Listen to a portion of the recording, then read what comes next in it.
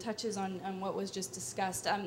Much of the approach to business emotion in a company revolves around the individual, and it's very much about that one-on-one connection. But what happens when, even if it's a small business, you have a number of employees who all have different personalities and emotions? How do you implement a holistic strategy when you have to reconcile all these differences? That's a great question.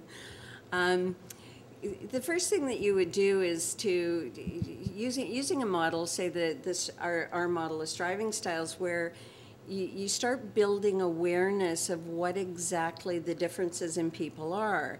And the first step in building emotional intelligence is awareness, and awareness of self and other.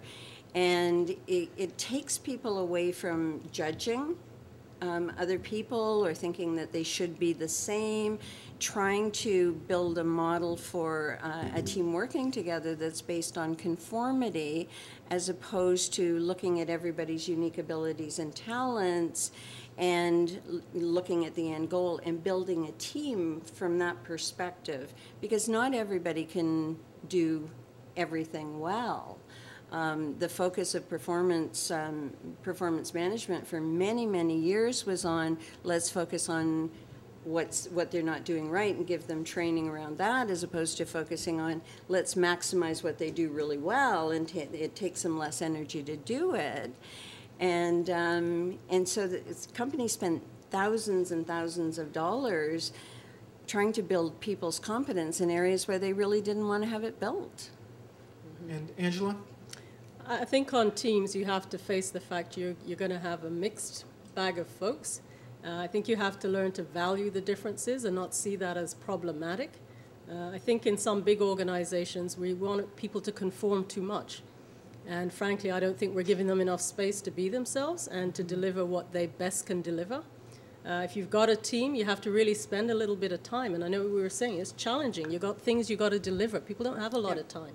But you actually have to take the time to get to know each other, get a strong understanding of what are the strengths, the weaknesses, how are we going to work together and capitalize on that. And frankly, if we were all the same, it would be just too damn boring. So make the most of that. Well, that's why we have a complement of panelists here. Yeah. And Sean? Yeah, a complement of panelists that all seem to be agreeing. I think, yeah, We'll mix it up in a minute.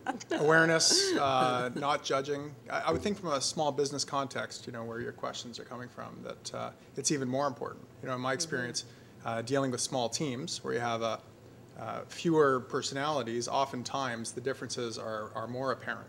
But it's the awareness and not judging and learning, as Angela said, to get more out of the diversity. Okay, good.